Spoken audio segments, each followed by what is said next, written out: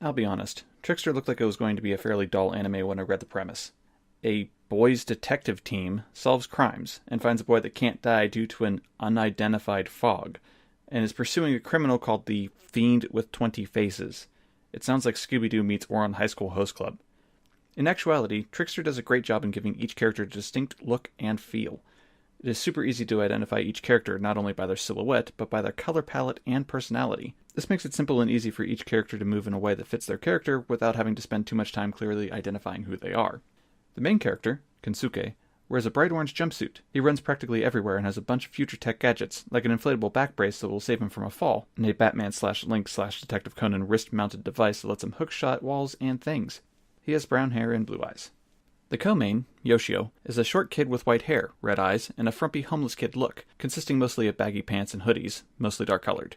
He stays away from people, isn't athletic at all, but is invincible due to an elfin light-like system that stops all damage and destroys everything within a fixed distance. Yoshio just wants to die, but can't. Even poison can't harm him, even if it's accidentally ingested, as his body will reject it, and all physical damage is prevented, including a rifle bullet in the mouth. He can't even starve, because the same system that keeps damage out will force things into him to sustain his life. There are a few supporting characters as well, and they are equally easy to identify. The main detective is Kogoro, who is a disheveled-looking older man who is constantly hunting the Fiend with 20 Faces. He has long brown hair and smokes a lot. There's a female police detective named Nao that he is constantly flirting with and giving information in exchange for money.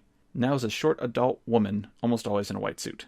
Then there's Ryu, another boy detective, who is basically the prince of the school that he's at. He is smart and good-looking, but he has a no-nonsense by-the-book kind of personality, and he's always wearing his blue school uniform, and he has at least one cybernetic limb.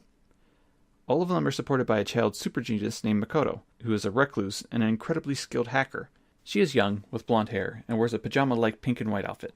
I spent this time describing the characters for a good reason. It is essential that these characters be easily identified by a blur of color. So if a streak of blue crosses the screen, you know that it's Ryu, without having to really see him or have it stated. Orange, Kensuke, black, Yoshio. It's this kind of careful character design that makes the future fights and multiple moving characters easier for the viewer to track and mentally process the scene. Match that with a detective story that follows clues that the viewer would actually know, and you have a compelling, action-focused detective anime without a lot of heavy exposition. There are other supporting characters and other examples of great character design in this anime, but they haven't been important enough in the first 3 episodes for me to cover them more. Small details keep coming up to help flesh out the world, without needing to be outright explained. There's a pendant that all the detectives wear, that is color-coded and acts not only as a GPS, but as a cell phone. This makes for an easily identified tracking device and an easy way of communicating without needing a traditional cell phone. Kensuke, the orange main, is also dripping in minimalist technology that is a very practical and efficient use. This easily lets the viewer know that we are technically in the future a bit, but not so far as to be completely foreign to us.